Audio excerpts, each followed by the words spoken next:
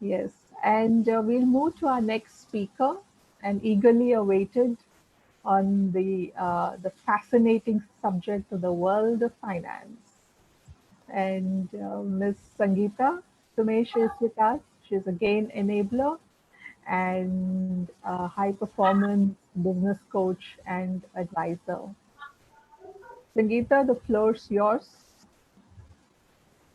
Thank you, Dr. Kalpana, and I'm pleased to meet all of you. I know it's virtual. I really wish we had the opportunity to meet in person, but I hope, very soon this too shall pass and we will all have an opportunity to connect.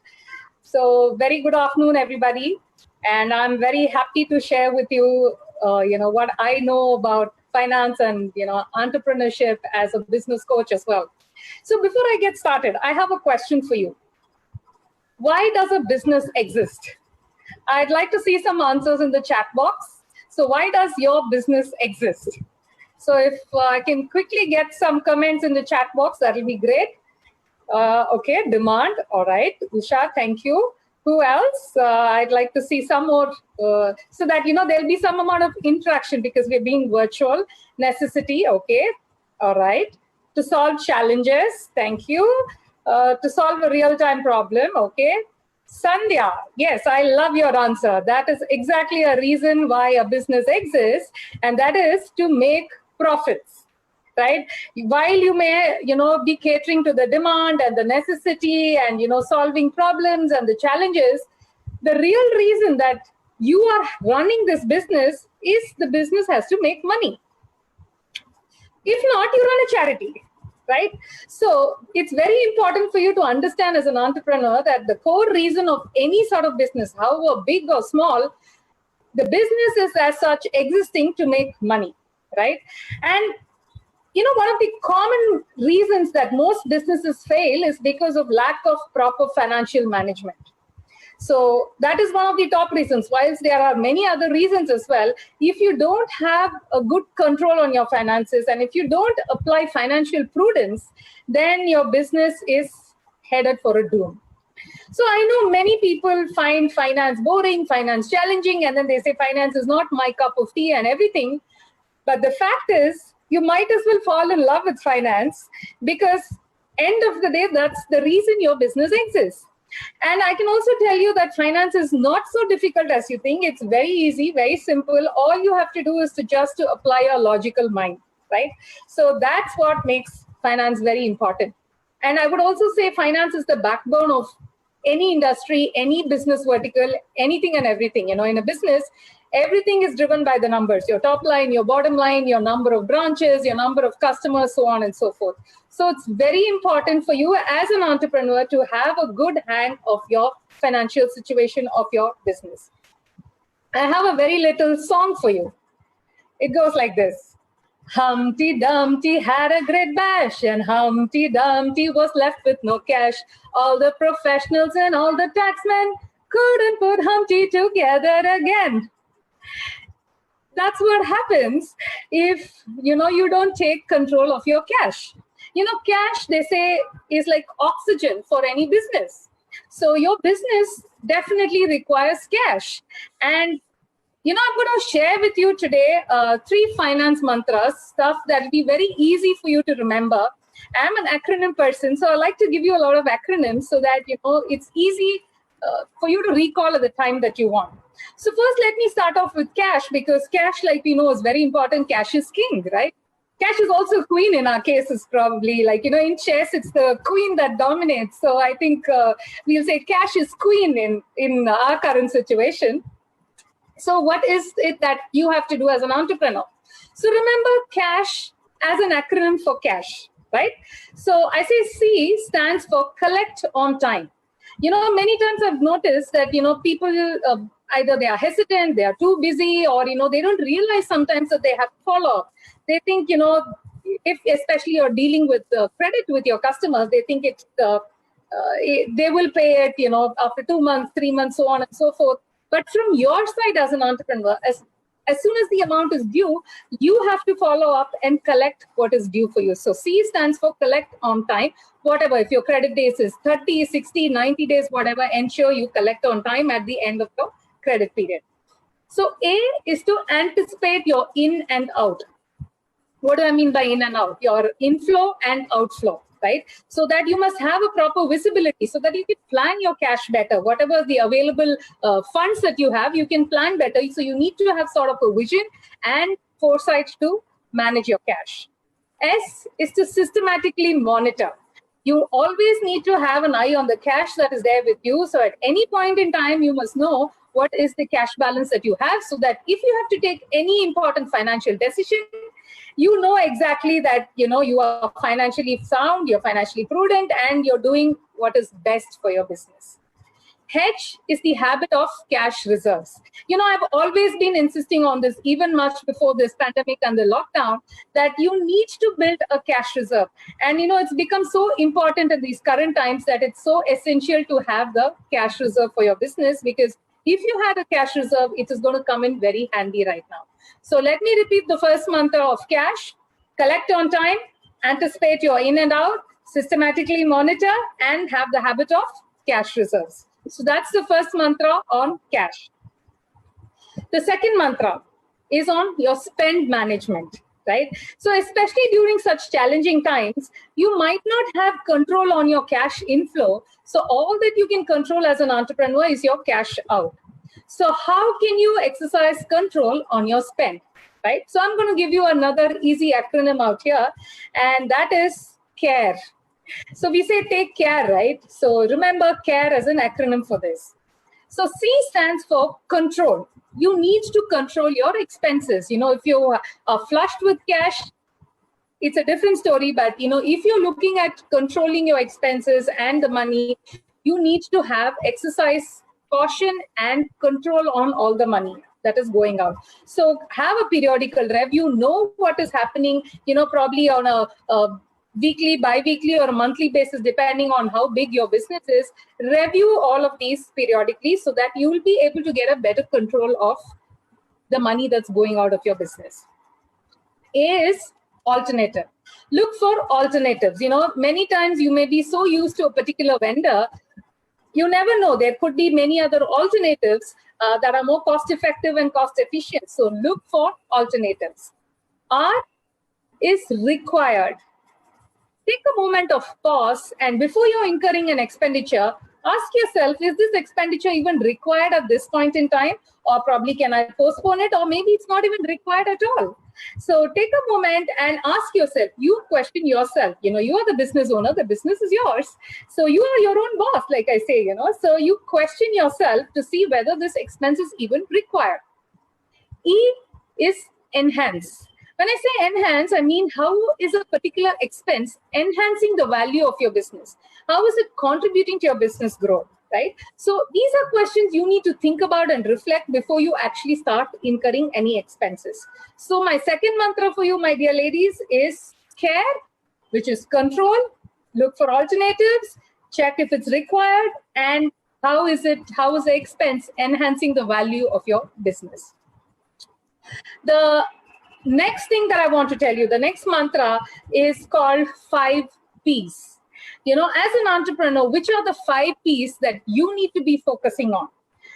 So the first one is the price, right? What is the price at which you're selling your products or services? Whatever are your offerings? Is it the right price that you're offering? Is it in par with the industry trends? How is it with your competitors? So on and so forth. How is your customer perceiving the value, right? So these are questions, again, you need to check for yourself and see whether your product or service is priced right.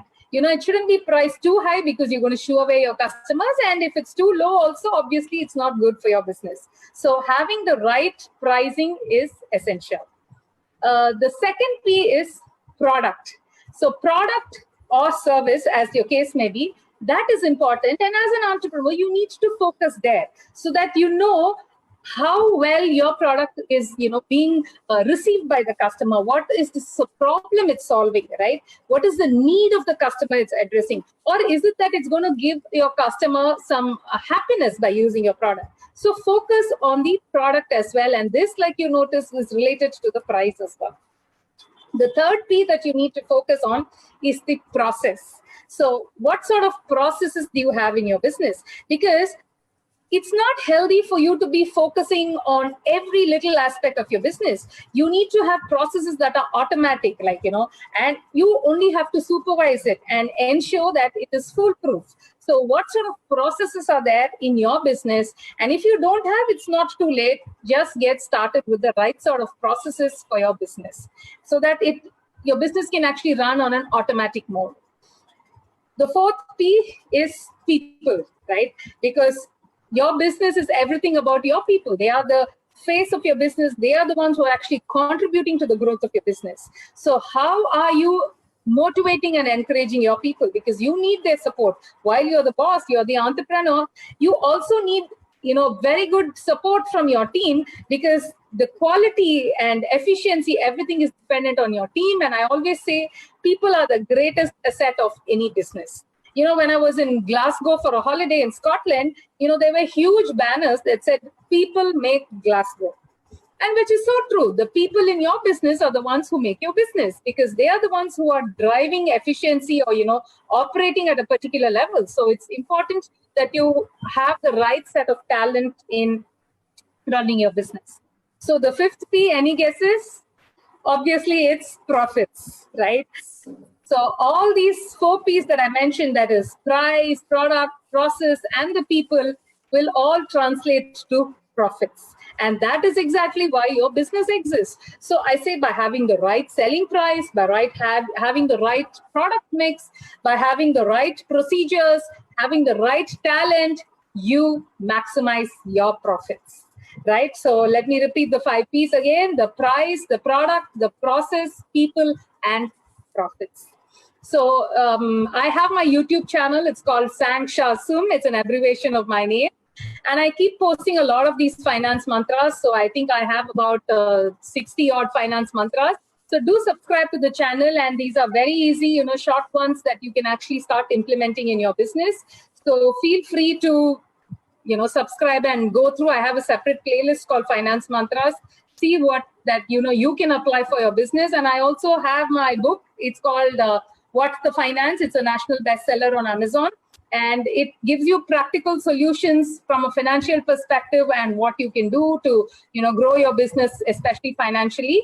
And it also has stories of successful entrepreneurs. I realized there's no point in everybody reinventing the wheel and making the same mistakes over and over again. So, I've spoken to them, and I've put down their stories, their learnings, their mistakes, what is it that you can avoid doing in your business and stuff like that. So do pick that up as well and see how you can grow your business. And with that, I'd like to wish you all the very best of growth in your business, growth of high performance, and, huge profits. So all the very best. And if you have any questions, I am open to answering them for you. Thank you. Thank you, Sangeeta. That was very energetic. Thank you. In the post late afternoon session. So thanks. And quite and very interesting as well. Definitely the 5 Ps are something that we all need to incorporate in our business models. Right. A little bit of crystal gazing from you. How do you foresee, financially this year has been more or less a write-off for businesses. So how do you see the changing trends in the upcoming? Right. So I think now it's been quite some time that, all of us are caught down in this. So hopefully the wheels should change pretty soon. And when is that soon? Yes, we are all waiting for it. So I wouldn't want to put a time frame to it.